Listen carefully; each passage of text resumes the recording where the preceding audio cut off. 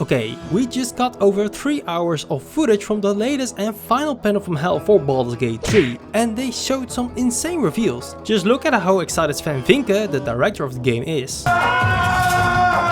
Most of the footage was just going over in depth over what they shown before, including many spoiler footage, but oh, don't worry, I won't show it here. Instead, I'm just going to show the new stuff that has been revealed, because if you wanna see it all, you can just better watch a 3-hour long VOD. Oh yeah, also, this game gets pretty freaking dark. I legit think if I show it on this video I'll get in trouble, but just believe me when I say they didn't undersell it as a dark RPG. Also, if you're subscribed, thank you by the way. And now let's begin the video. The biggest new thing that I revealed is a new origin character, called the Dark Urge. And the name will speak for itself, but more on that later. So this is a unique origin character, because you can customize this one however you like. You can decide the race, class, looks, gender and whatnot. So it's basically the same as a new original character, but then with an origin backstory tied into it. And like I said, it gets pretty freaking dark. Because like the name suggests, you have a very dark urge to do evil stuff and even enjoy it. And yeah, they've shown this during the panel from Hell. So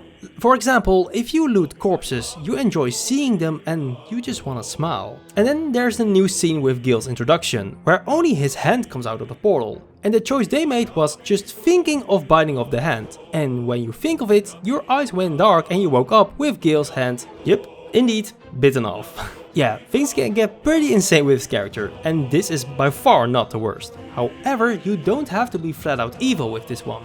You can of course embrace it, but you can also fight against it because it's not maybe truly who you are. And they even explained more of this character on the PlayStation blog, which I'm also going to cover now, and they literally say, we hope this character will whet the appetite of horror fans and those who seek a more sinister character to inhabit during their playthrough. So yeah, I think this character can satisfy two audiences. One that wants to go batshit crazy and full evil and play it through like a dark horror fantasy game.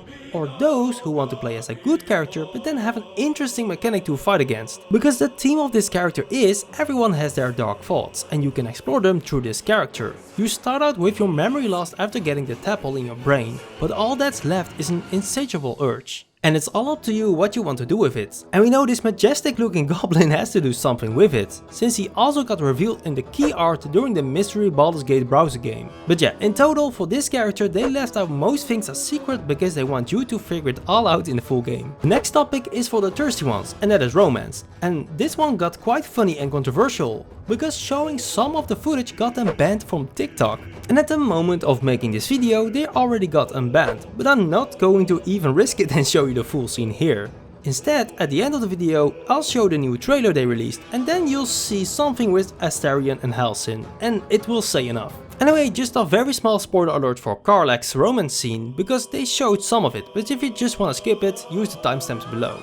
Okay, you're still here. So they revealed a little bit of Karlach. Now that they revealed her as an origin character, they also revealed one date scene with her in the city of Baldur's Gate. So this game is going to give you the full ride of emotions, because not only darkness, but also silly and funny moments. And there's this half-orc waiter, which was really funny. And you and Karlach order a drink and something to eat, and you can also see her new look and voice. I'm just going to show you a small footage scene from this romance, and again, if you want to skip it, just use the timestamps below. May we live every day like it's our last.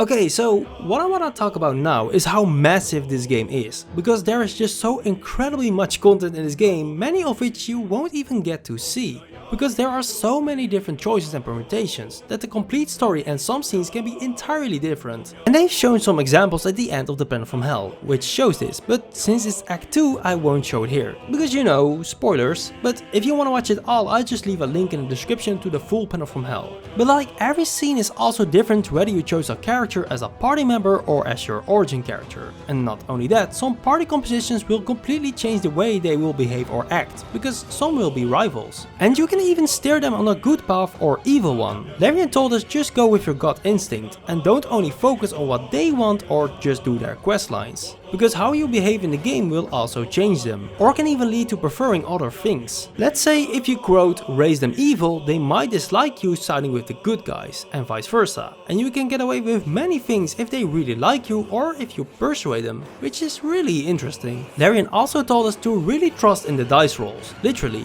because there's so much discovery and fun in both failure and success. So I think it's way more fun not to save scum everything into a success, because even a failure can lead to some greater moments. And also, if you do that, it's way more fun if you do get that high roll for a succeed. But hey, it's your game, so you can of course play however you want, just like you can choose to be evil or good. Then they also updated the character creation. The most important things are the complete revamp of the design and new customization options. Besides the earlier revealed age and freckle slider, they also revealed scars, face paint, piercings, and of course new faces, hairstyles, colors and more. They also showed the newly revealed Half-Orc and Dragonborn races, and both just look truly great. Especially the Dragonborn, because it has many unique assets and you can really customize them with a lot of different options. And as you can see here, they do really look astounding. Larian then confirmed respeccing is coming to the full game, meaning you can change your class or classes. The reason why is because they confirmed multiclassing is going to be in the full game, and they don't want you to have to start over if you made a mistake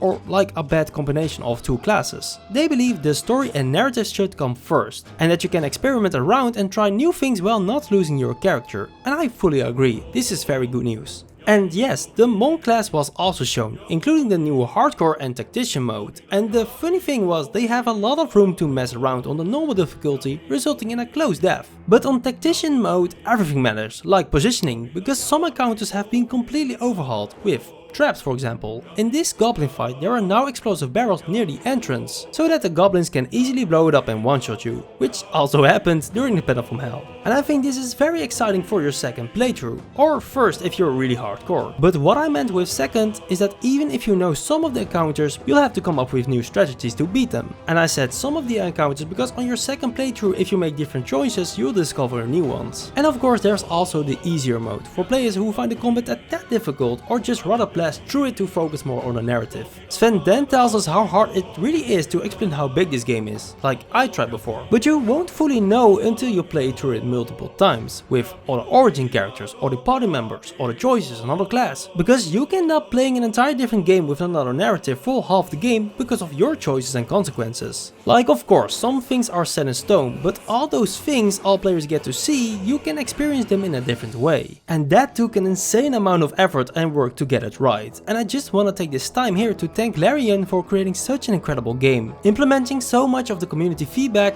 without the money-grabbing practices like microtransactions. They've done an excellent job and I can't wait to play through the full game myself. But guys, before I show you the new trailer, I have one question. What will you guys end up playing for the full game? Are you going for an origin character or will you create your own? And if you do create your own, will you go with the Dark Urge origin? And also let me know which race, class, subclass and whatnot. Just everything, because I'm very curious to know. And to close it off, here's the new trailer for the full release. Don't worry, it's a short but nice one. Anyway, thank you for watching, don't forget to subscribe and enjoy the trailer.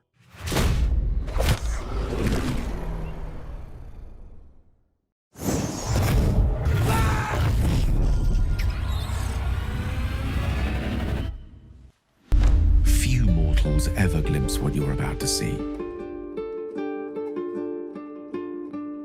But don't be alarmed, I'm here with you.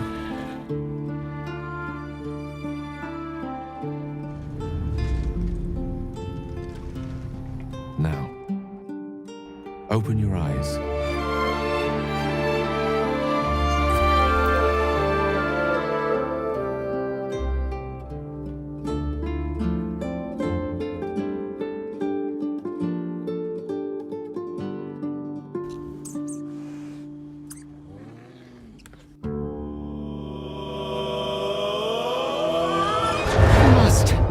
You are the chosen one.